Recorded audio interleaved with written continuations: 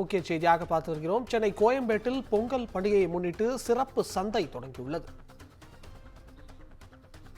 கோயம்பேட்டில் சிறப்பு சந்தைக்கு கரும்பு வாகனங்கள் வர தொடங்கியுள்ளன. இதுகுறித்து கூடுதல் விவரங்களை வழங்குவதற்காக நம்முடன் செய்தியாளர் சரவணன் இணைந்திருக்கிறார். வணக்கம் சரவணன், கூடுதல் விவரங்களை பதிவு செய்யலாம். வணக்கம் அபிஷேக். பொங்கல் பண்டிகை எதிரொலியால் கோயம்பேடு மார்க்கெட்டில் இன்று முதல் சிறப்பு சந்தை திறக்கப்பட்டுள்ளது. இந்த நிலையில பாத்தீங்கன்னா இந்த மாதம் பொங்கல் பண்டிகை கொண்டாட உள்ள நிலையில கோயம்பேடு மார்க்கெட்டில் கரும்பு விற்பனைகள் சிறப்பு சந்தை இன்று முதல் செயல்பட்டு வருகிறது. இந்த கரும்பு சந்தை கரும்பு விற்பனைக்காக முதல் வாகனமாக மதுரையில் இருந்து கரும்புகளை ஏற்றிக்கொண்டு விற்பனைக்காக வந்த வாகனத்தை நம்மால் காண முடியும். கோயம்பேடு சிறப்பு சந்தை இன்று முதல் கரும்பு மஞ்சள் கொத்து விற்பனை வர உள்ளது சொல்லப்படுகிறது.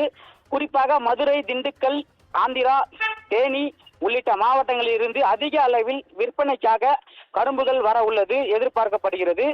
சிறப்பு சந்தை MMCA நிர்வாகம் சார்பில் இடம் ஏற்பாடு செய்து அதற்குண்டான பணிகளை மேற்கொண்டு இருப்பதாக அதிகாரிகள் தரப்பில் சொல்லப்பட்டு வருகிறது. இந்த நிலையில் சுமார் 600 வாகனத்தில் இருந்து 1000 வாகனங்கள் முதல் வர உள்ளது. அதிகாரிகள் தரப்பில் எதிர்பார்க்கப்படுகிறது. சிறப்பு சந்தை மூலம் இன்று முதல் பொங்கல் விற்பனை களை கட்ட தொடங்கியது என குறிப்பாக சொல்லப்பட்டு வருகிறது.